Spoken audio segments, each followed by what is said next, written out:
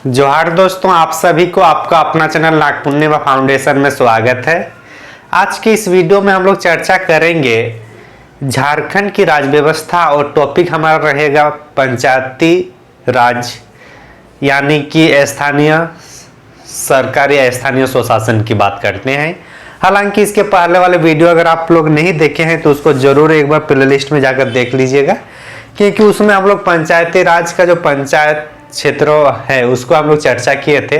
और आज उसी कड़ी को आगे बढ़ाते हुए पैसा एक्ट के बारे में थोड़ा चर्चा करेंगे और उसके बाद नगर पालिका, नगर निगम या जो भी नगर परिषद है, उन तीनों जो नगरीय क्षेत्र में या शहरों में जो पंचायती राज का जो एक्सटेंशन होता है उस पर हम लोग चर्चा करेंगे। तो आप लोग वीडियो के अंत तक जरूर जुड़े रहेगा, क्योंकि ये किसी भी एग्जाम के पॉइंट ऑफ व्यू से वेरी वेरी इंपॉर्टेंट टॉपिक है। तो चलते हैं।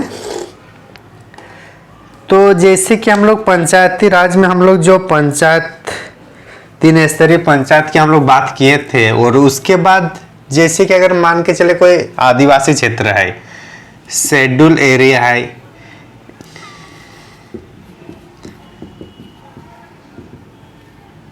पैसा एक्ट, इस पर हम लोग चर्चा करेंगे। आज ये वाला टॉपिक रहेगा। तो मान के चलिए कोई शेड्यूल एरिया है, वहाँ अनुसूचित क्षेत्र है, और वहाँ पे जो पंचायत सचिव, जो पंचायत का सचिव होता है वो नियम कानून बनाता है, या फिर कोई बीडीओ साहब जो है गांव का, मतलब ब्लॉक का, या पंचायत सचिव, यही सब होते हैं ना। पंचायत सचिव क्या होता है? जो पंचायत स्तर पर जो सचिव है, पंचायत सेवक इसको कहेंगे। पंचायत सेवक जो है, ये पंचायत स्तर पर जो सचिव होते हैं ये होता है ये, और ये प्रखंड स्तर पर जो सचिव होते हैं वो बीडीओ साहब होते हैं। तो जब सचिव होते हैं, ये चूंकि ये गवर्नमेंट ऑफिसर रहते हैं, वो गवर्नमेंट ऑफिसर रहते हैं, मतलब वो जो भी, मतलब वो गवर्नमेंट ऑफिसर रहने का मतलब, अगर ये एसटी क्षेत्र है तो यहाँ का तो ये नहीं होगा, ये बाहर के आदमी रहते हैं अमूमन। और चूंकि बाहर का आदमी रहेगा और इस क्षेत्र में जो भी छोटे छोटे खनन होते हैं या फिर छोटे छोटे गौण उत्पाद होते हैं वन का, या फिर कोई भी चीज खनन या कुछ भी वहाँ परियोजना चलाना होगा, तो उसको अधिकार कौन देता है उसमें बनाने का? गवर्नमेंट ऑफिसर जो सचिव रहेगा, उसके बाद ही वो पारित होता है। तो ऐसे में देखा गया कि अगर ऐसा ही स्थिति बनी रही तो जो एसटी क्षेत्र है वो लोग का अलगाव भावना आएगा, और लोग के जमीन पर हड़पाया जा सकता है, और लोग का खनिज का दोहन किया जा सकता है। तो ये सब को रोकने के लिए फिर उसी टाइम 73 जब अमेंडमेंट होता है, 73rd अमेंडमेंट के तहत जो पंचायती राज का गठन होता है, तो उसी टाइम ये कहा गया कि एक वर्ष के भीतर जो पंचायती राज है उसको शेड्यूल एरिया में भी उसको एक्सटेंड करना है, और उसी के क्रम में पैसा एक्ट को लाने की बात किया जाता है 1 वर्ष के भीतर। हालांकि केंद्र सरकार ने 1 वर्ष पर, मतलब ये 1992 में होता है ना, तो 1922 मतलब 1993 तक होना चाहिए था, लेकिन यहाँ तक केंद्र सरकार का कोई अच्छा पॉजिटिव रवैया नहीं देखने को मिला। तो इसी क्रम में फिर बाद में भूरिया समिति का एक गठन होता है। उस समिति में टोटल 22 सदस्य थे और उसकी अध्यक्षता भूरिया कर रहे थे। भूरिया का एक्चुअली नाम हो रहा है हम लोग का दिलीप सिंह भूरिया, और उसी के नाम पर फिर ये भूरिया समिति इसको कहा गया, पैसा एक्ट जिसके तहत आया है। तो ओवरऑल जो कहानी था, जो हम लोग को समझने के लिए जरूरी थी कि आखिर पैसा एक्ट क्यों लाया गया है, और ये हम लोग को समझना था। हालांकि यहाँ पैसा एक्ट का जिक्र इसलिए भी करना जरूरी है क्योंकि पैसा एक्ट के तहत उन 10 राज्यों में झारखंड में भी ये है, इसलिए जरूरी है। तो यहाँ अगर हम लोग समझते हैं तो इसके लिए जो समिति का गठन किया गया था, कौन सा समिति था? दिलीप सिंह भूरिया समिति।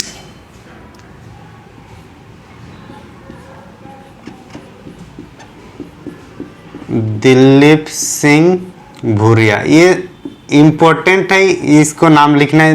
दिलीप सिंह भूरिया समिति, इसमें कितने सदस्य थे? 22 सदस्य थे, और इसका अध्यक्षता कौन कर रहे थे?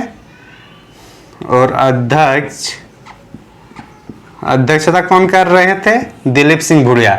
और जो भी समिति की जो अध्यक्षता करते हैं उसी के नाम पर फिर वो समिति का नामकरण होता है, तो इसलिए इसको भूरिया समिति भी कहा जाता है, भूरिया समिति। तो प्रश्न पूछा जाए कि भूरिया समिति या फिर पेशा एक्ट जो आया है, पेशा एक्ट जो है एक कौन सी समिति की सिफारिश पर आई है? भूरिया समिति। और एक कब की बात है? 1996। हालांकि अगर इसकी गठन किया जाता है तो गठन इसका होता है 1994 में गठन होता है, और बाद में इसका जो कानून बनता है, एक्ट बनता है, इसी रिपोर्ट के आधार पर 1996 में। तो हम लोग को इसी पेशा एक्ट को हम लोग को पढ़ना था, समझना था। इसमें जब ये 1996 में जब आया तो उस टाइम टोटल इसमें 8 राज्य थे। कितने राज्य थे? 8 राज्य थे। हालांकि वर्तमान में अगर देखा जाए तो वर्तमान में इसमें 10 राज्य है, स्टेट। तो 10 का थोड़ा हम लोग को याद रखना जरूरी है, क्योंकि ये इंपॉर्टेंट टॉपिक है, चाहे वनडे एग्जाम की बात किया जाए या झारखंड की। तो झारखंड हम लोग का होगा पहला। झारखंड के बाद कहाँ कहाँ पे, चूंकि अनुसूचित क्षेत्र का हम लोग को ध्यान रखना है ना, एसटी वाला क्षेत्र को, एसटी क्षेत्र ना, एरिया, अनुसूचित एरिया में। तो झारखंड, झारखंड के बाद उसके झारखंड के नीचे होगा हम लोग का छत्तीसगढ़, ओडिशा, मध्य प्रदेश। कितना हुआ? 1 2 3 4। मध्य प्रदेश के बाद आंध्र प्रदेश, और आंध्र प्रदेश से अलग होते हैं तेलंगाना, तो तेलंगाना भी हो जाएगा। 1 2 3 4 5 6 हो गया। महाराष्ट्र, महाराष्ट्र के बाद होगा हम लोग का 1 2 3 4 5 6 7, महाराष्ट्र हो गया।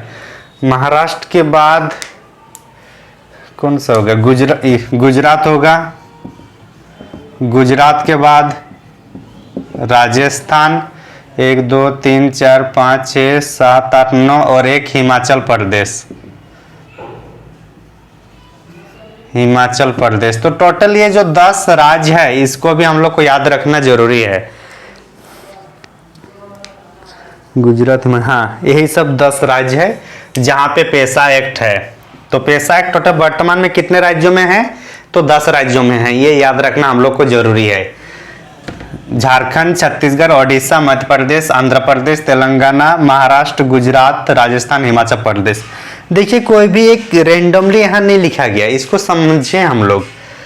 अगर ये झारखंड का अगर मैप अगर हम लोग देखते हैं, क्योंकि कोई भी हम लोग को रट्टा नहीं मानना है ना, तो सबसे पहले जो भी राज्य है उसको हम लोग पॉलिटिकल मैप में देखते हैं। पॉलिटिकल मैप में अगर देखें तो अगर ये भारत है,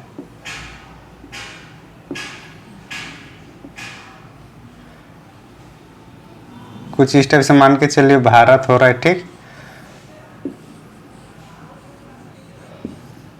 ये झारखंड होगा, झारखंड की इधर ओडिशा, छत्तीसगढ़, मध्य प्रदेश, आंध्र प्रदेश, तेलंगाना, फिर इधर महाराष्ट्र, महाराष्ट्र के बाद गुजरात, राजस्थान, फिर हिमाचल प्रदेश। इस टाइप से मतलब लोकेशन पहले इधर को हम लोग किए, फिर इस टाइप से घूमे। तो ये इस टाइप से मतलब एक लोकेशन है, उसको याद रखना होगा कि अपनी याद को आसानी बनाने के लिए, याद को, ताकि रट्टा मानना ना पड़े। इसी को साइंटिफिक टेम्परामेंट भी कहा जाता है याद रखने का। तो इतना समझ में आ गया होगा। पेशा अगर हम लोग देखें तो आखिर इसका काम क्या है, तो आप लोग समझ में आ गए होंगे कि जो भी काम मतलब जो गांव है, जो ग्राम सभा है, ग्राम सभा डिसाइड करेगा किस क्षेत्र में खनन करना है, कहाँ से खनन करने, कहाँ से कोयला माइन करना है, किस क्षेत्र में होगा। अगर किसी क्षेत्र में माइनिंग सरकार करना चाहती है तो उसके पहले ग्राम सभा से वहाँ पे अनुमति लेनी पड़ेगी, तब जाके होगा। कोई वन उत्पाद है उसको बेचना है या वहाँ पे कंपनी एस्टेब्लाइज करना है, तो इसके लिए ग्राम सभा की अहम भूमिका होगी। तो ये सब काम पेशा एक्ट के तहत ही होता है। इसलिए झारखंड में कभी कभी एक, अभी तक झारखंड में पेशा एक्ट के तहत प्रावधान नहीं बनाया गया है। भले झारखंड में लागू है, लेकिन अभी तक उसका जो संगठन बनाना चाहिए, जो एक्चुअली उसमें संस्थाएं होनी चाहिए, वो अभी भी पेशा एक्ट झारखंड में नहीं है। तो ये सब होना चाहिए। और पेशा एक्ट का, अगर पेशा का फुल फॉर्म देखा जाए तो इसका फुल फॉर्म थोड़ा देखना जरूरी है हम लोग को। पंचायत कभी कभी पूछ देता है कि इसका फुल फॉर्म क्या होता है। CHAYAT, पंचायती या पंचायत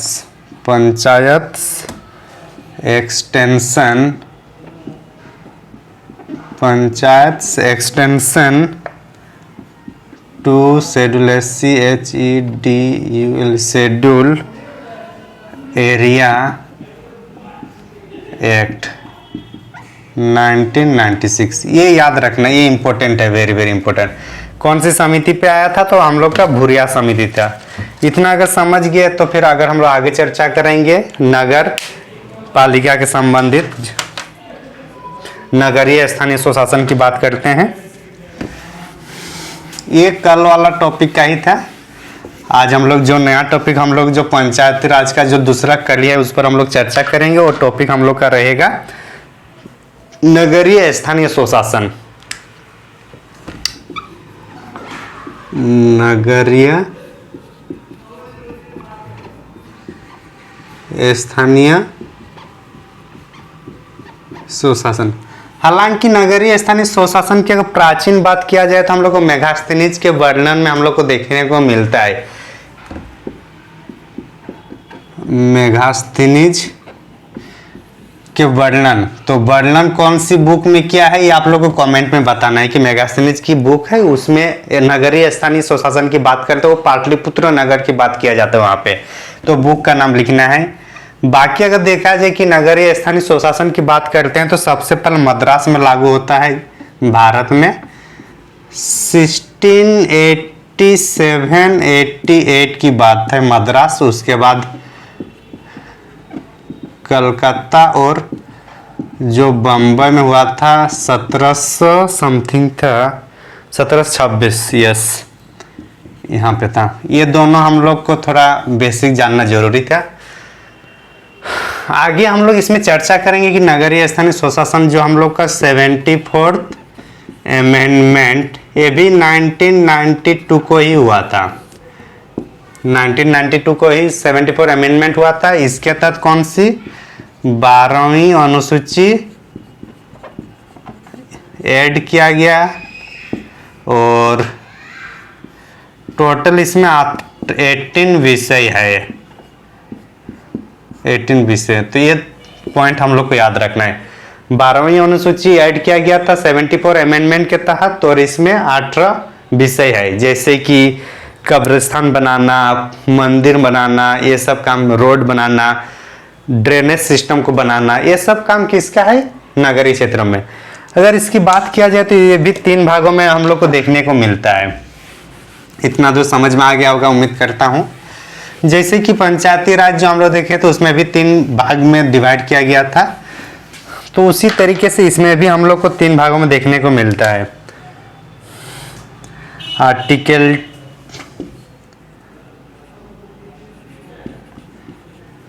243 ना, 243Q के तहत ये 3 भागों में डिवाइड किया गया है। कौन कौन सा? पहले होगा हम लोग का नगर पंचायत,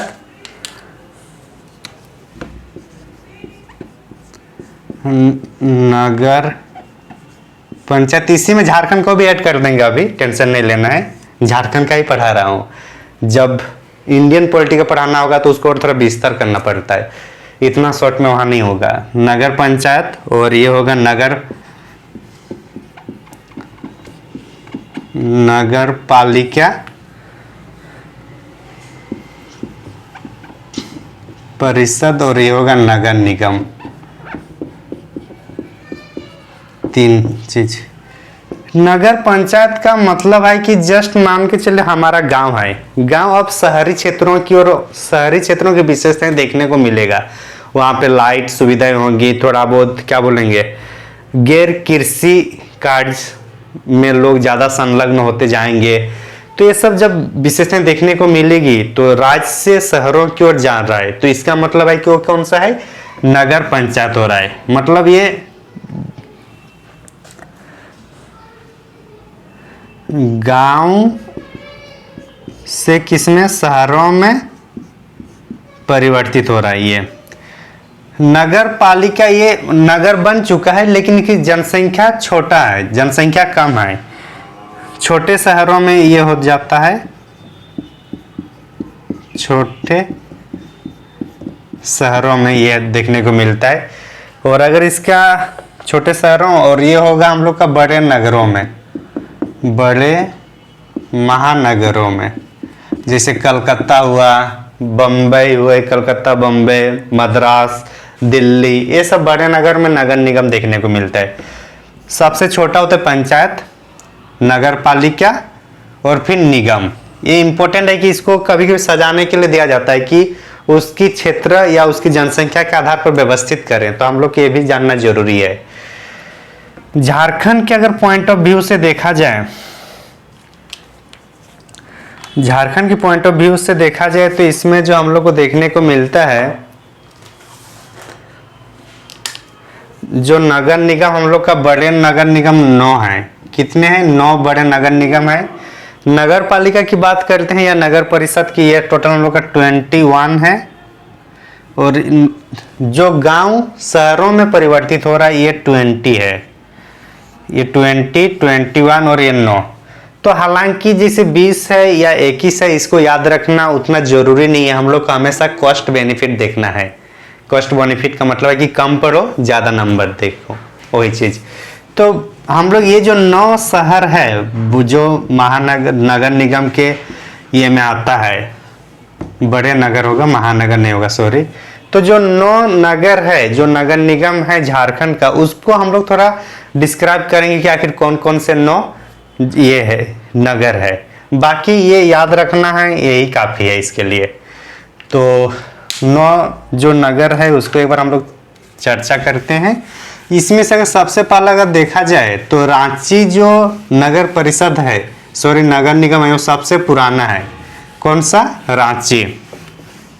हालांकि अगर रांची पहले नगर पालिकाएं थी, उसके बाद नगर निगम बना। तो रांची जो सबसे पहले थी उसको एक बार हम लोग चर्चा कर लेते हैं। सबसे प्राचीन नगर निगम, प्राचीन नगर निगम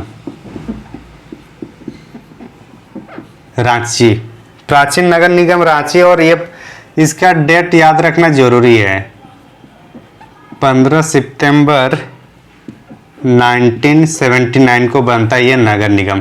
हालांकि रांची की बात किया जाए तो सबसे पहले ये नगर पालिका था।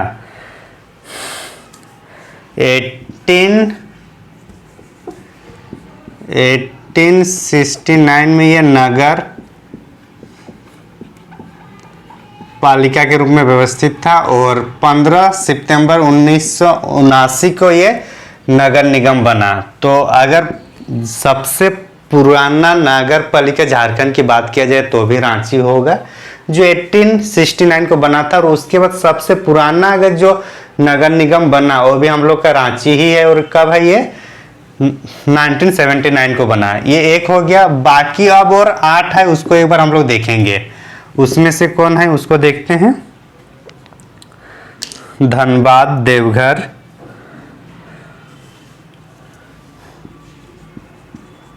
धनबाद, देवघर, धनबाद, देवघर। उसके बाद हम लोग का हजारीबाग, HZB मतलब हजारीबाग नगर निगम, आदित्यपुर, आदित्यपुर के बाद चास, चास के बाद मेदिनीनगर, मेदिनीनगर। और मेदिनीनगर के बाद हम लोग कहाँ होगा? मानगो और गिरिडीह, मानगो और गिरिडीह। तो एक ही हुआ, 2, 3, 4, 5, 6, 7, 8, 9। तो रांची, उसके बाद धनबाद बना, फिर देवघर, फिर हजारीबाग, फिर आदित्यपुर, फिर चास, मेदिनीनगर और मानगो, गिरिडीह। तो कम से कम पहला याद रखना है 2 और लास्ट में जो 2 बना उसको याद रखना है। तो लास्ट में जो मेदिनीनगर, ये तीनों जो है तीनों 2017 में बना है, 2017। लेकिन सबसे पहले मेदिनीनगर आया, फिर मानगो और सबसे गिरिडीह। तो जो 9th नंबर जो है वो कौन सा है? गिरिडीह है, वो याद रखना होगा। 9th मानगो 8 नंबर और ये 7th नंबर होगा हम लोग का मेदिनीनगर। इतना हम लोग को याद रखना है। इसमें ये भी याद रखने की धनबाद कौन से डिस्ट्रिक्ट में है, देवघर किस में है, हजारीबाग किस में है, आदित्यपुर किस में है, ये सरायकेला खरसावां में आ जाएगा। मानगो ये हम लोग का पूर्वी सिंहभूम में आ जाएगा। तो ये सब कुछ कुछ हम लोग को पॉइंट आउट निकालना है यहाँ से, जो इम्पोर्टेंट हो परीक्षा के दृष्टिकोण से। उम्मीद करता हूँ इतना दूर आप लोग को समझ में आ गया होगा। आ गया ना? बहुत सारे बच्चे यहीं आसपास रहते होंगे और किसी के लिए लगभग सब ये सब मतलब आप लोग सुने होंगे कहीं ना कहीं।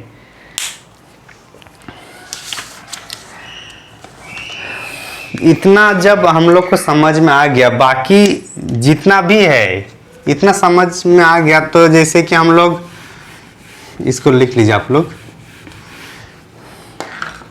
इसका चुनाव कौन करेगा? तो राज्य निर्वाचन आयोग, जो इसके पहले वाले वीडियो में हम लोग देखे थे। इसके लिए लेखांकन कौन करेगा? जो हम लोग लास्ट वीडियो में देखे थे। फिर इसके लिए वित्त आयोग, राज्य वित्त आयोग, राज्य वित्त आयोग, ये सब एज इट इज वही होगा जो हम लोग पंचायत में देखे थे। पंचायती वाला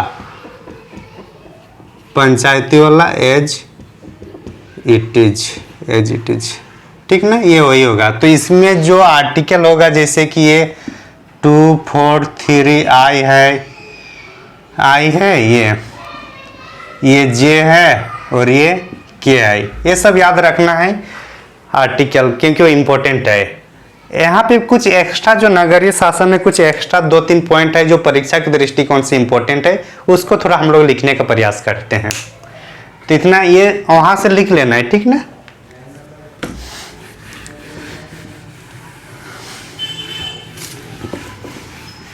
बाकी तो उम्मीद करता हूँ आप लोग का पढ़ाई लिखाई ठीक ही चल रहा होगा। अभी एग्जाम का कैलेंडर भी आ गया, तो एक बूस्टर डोज आप लोग को मिल गया होगा, उम्मीद करता हूँ। और बाकी अभी पढ़ाई करते रहिए। जो 2-3 पॉइंट एक्स्ट्रा पॉइंट है वो जेपीएससी लास्ट बार पूछा भी था इस पॉइंट पर, तो इसलिए इसको नजरअंदाज नहीं कर सकते हम लोग।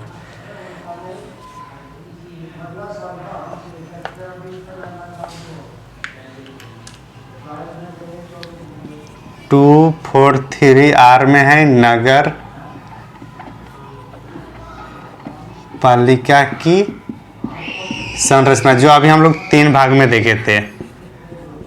आर्टिकल 243 आर हो गया। उसके बाद हम लोग देखे हैं 243,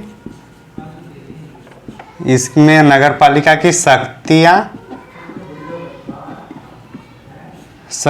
और दायित्व जो है इसमें आएगा,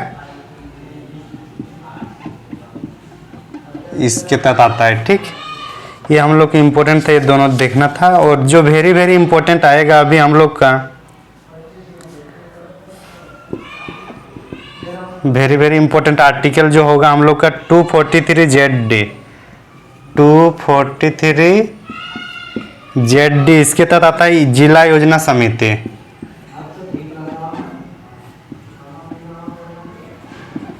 जिला योजना समिति, जिला योजना समिति के मतलब जिला में क्या विकास करना चाहिए, जिला में कितनी विकास करना चाहिए, क्या चीज की जरूरत है, क्या चीज की समस्याएं हैं, ये सब के लिए कौन योजना बना रही है?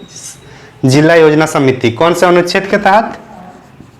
अनुच्छेद 243 ZD। ये जेपीएससी में पूछा गया ये सब सवाल है। और उसके बाद और एक होता है महानगरीय योजना समिति, 243 ZE, ये होगा महानगरीय योजना समिति। तो इतना पढ़ने के बाद, चाहे आप झारखंड के क्लास में इतना पढ़े या आपका ये इंडियन पॉलिटी का भी पार्ट लगभग कंप्लीट हो गया इसी में, तो यहाँ थोड़ा और ध्यान देने वाली बात है, बाकी जो आरक्षण वगैरह जो है वो उसी में होगा। जैसे 1/3 है, झारखंड के तुलना में होगा 50%, ये सब उसी के तहत हम लोग को देखने को मिलता है, ठीक ना। तो उम्मीद करता हूँ इतना तो समझ में आ गया होगा। अभी चूंकि झारखंड में कुछ अधुसूचित क्षेत्र है और एक अधिसूचित क्षेत्र भी एक ही है, और एक हम लोग का छावनी बोर्ड भी है। तो इसको ये क्या है, थोड़ा इसको एक बार हम लोग देखते हैं।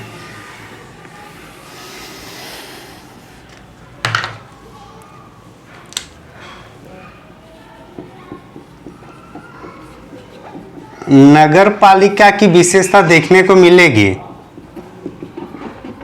विशेषता है, लेकिन जनसंख्या में कमी होगा, और ये सब के कारण इसको बस एक अधिकृत किया जाता है, अधिसूचित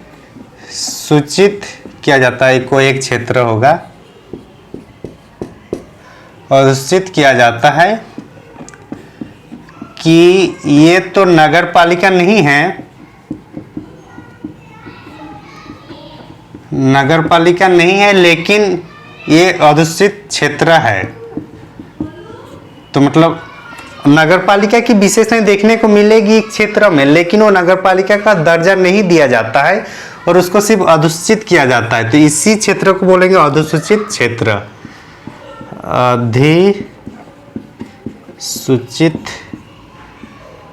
क्षेत्र, जो झारखंड में एक है। कहाँ पे? झारखंड में एक ही है अधिसूचित क्षेत्र। और ये कौन सा है? झारखंड में एक ही अधिसूचित क्षेत्र है जिसका नाम है हम लोग का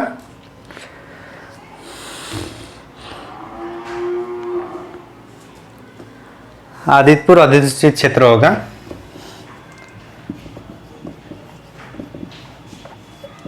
आदितपुर अधिसूचित क्षेत्र होगा, ठीक।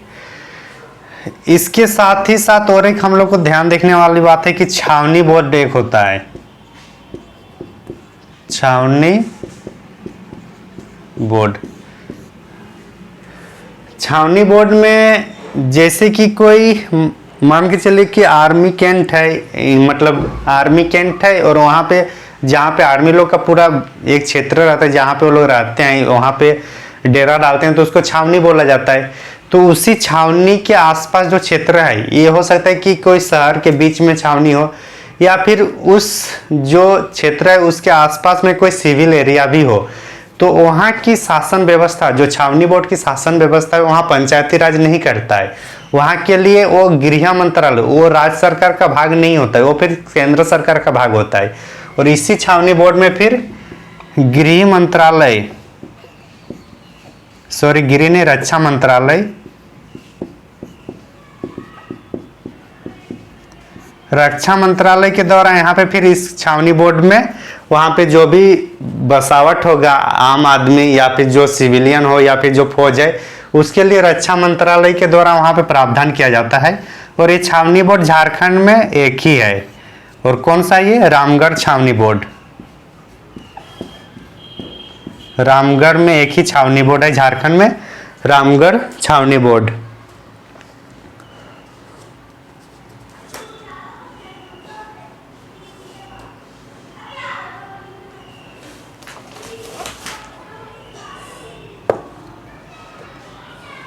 रक्षा मंत्रालय भारत सरकार, ठीक है। तो इतना हो गया। और इसके बाद अगर एक विकास रीजनल डेवलपमेंट क्षेत्र अगर बात किया जाए झारखंड में, तो एक रीजनल डेवलपमेंट एरिया है, regional development authority, REGIONL, regional development AUTHO। ये भी हम लोग का झारखंड में एक ही है, झारखंड में एक ही है, और वो है Ranchi regional development authority, RRDA। तो ये जितना भी जो परीक्षा के दृष्टिकोण से जो महत्वपूर्ण था, ये हम लोग चर्चा किए आज के इस वीडियो में। और ये आज और इसके पहले वाले वीडियो, ये बहुत ही इंपॉर्टेंट टॉपिक है, चाहे JSSC की बात हो, JPSC की बात हो, या कोई भी वनडे एग्जाम, कोई भी दूसरे वनडे एग्जाम अगर झारखंड का नहीं देना है, दूसरे सेंट्रल गवर्नमेंट का देना है, तो फिर जो झारखंड वाला पॉइंट है उसको हटाकर सब इंपॉर्टेंट हो जाएगा। तो उम्मीद करता हूँ आप लोग को समझ में आ गया होगा आज का इस वीडियो। और अगर आप लोग हमारे चैनल में नए हैं तो जरूर सब्सक्राइब करें और ठीक से पढ़ाई लिखाई करते रहिए, अपना सेहत का ध्यान रखिए। थैंक यू फॉर वॉचिंग, धन्यवाद।